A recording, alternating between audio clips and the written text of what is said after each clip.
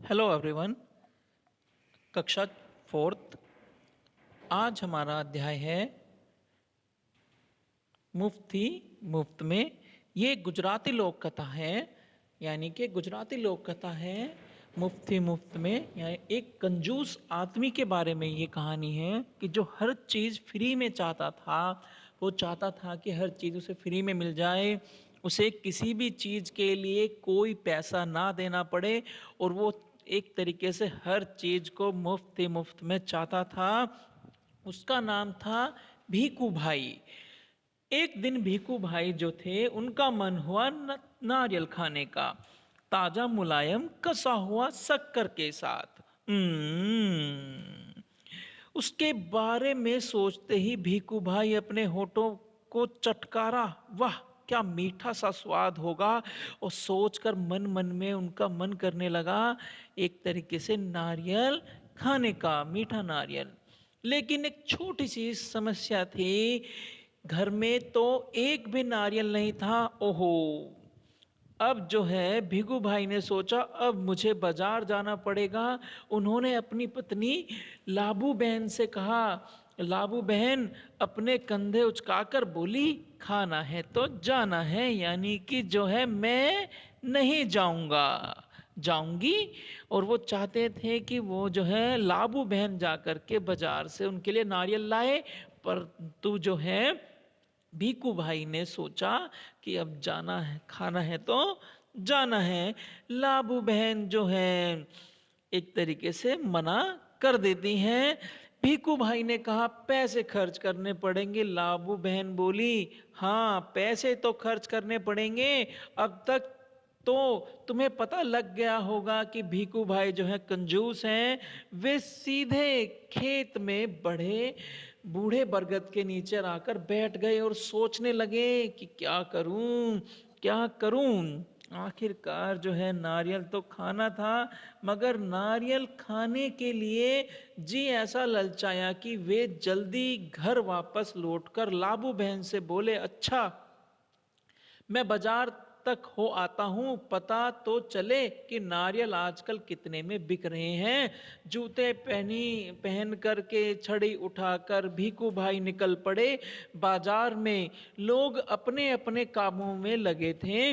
भीकू भाई ने इधर कुछ देखा, उधर कुछ उठाया और दाम पूछा। देखते पूछते वे नारियल वाले के पास पहुंच गए। ए नारियल वाले, नारियल कितने में दोगे? भीकू भाई ने पूछा। नारियल वाले ने कहा, बस 2 रुपए में है काका। बस 2 रुपए? भीकू ने आंखें फैला करके कहा, यानी कि वह आश्चर्यचकित होकर कहा, बहुत ज्यादा है, बहुत ज्यादा है, 1 रुपए में दे दो। नारियल वाले ने कहा, ना जीना, ना जीना, 2 रुपए सही ही दाम है, ले लो या छोड़ दो। ठीक है, ठीक है।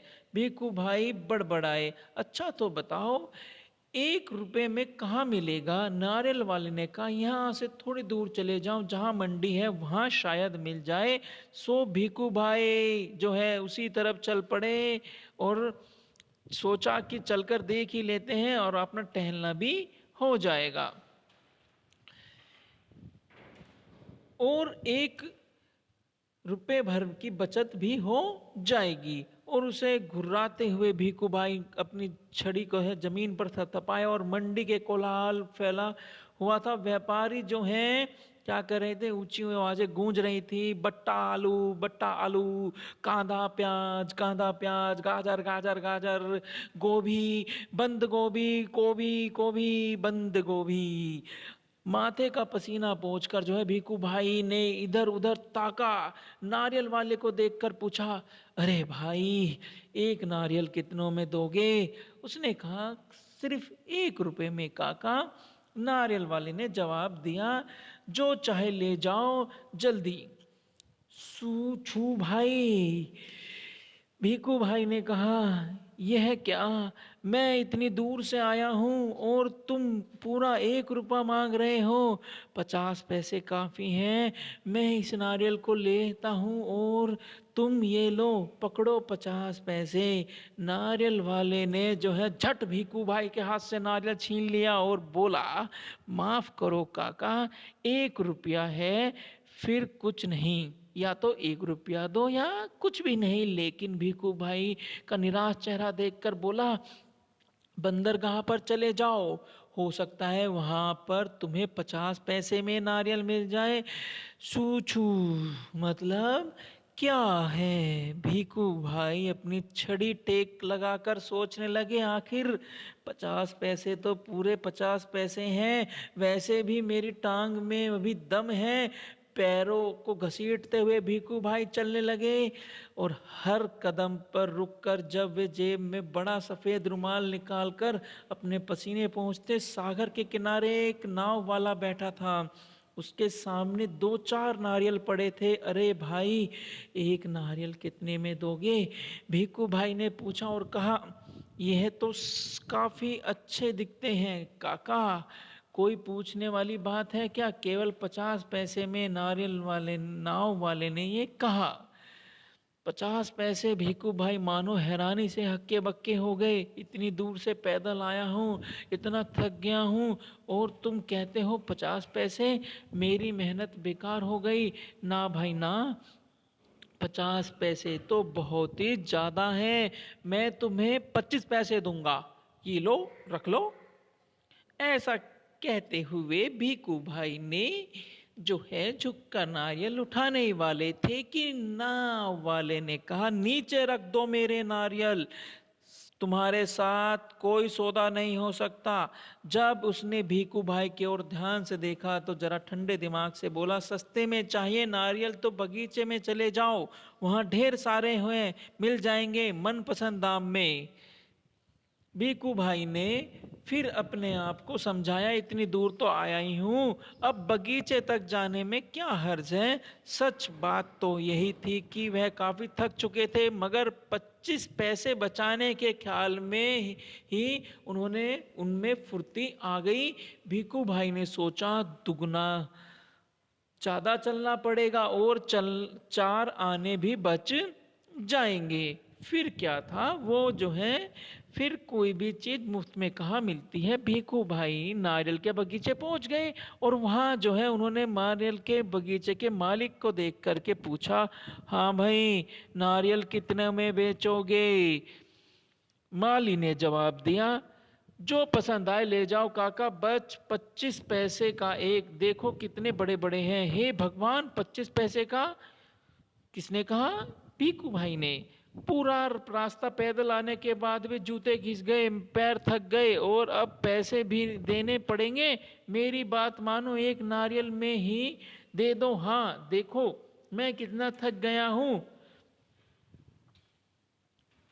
भीखू भाई की बात सुनकर माली ने कहा, अरे काका, मुफ्त में चाहिए ना, यह रहा पेड़ और वह रहा नारियल, पेड़ पर चढ़ जाओ, जितने चाहो तोड़ लो, और वहां नारियल की कोई कमी नहीं है, पैसे तो मेरी मेहनत के हैं, सच, जितना चाहो ले लूं।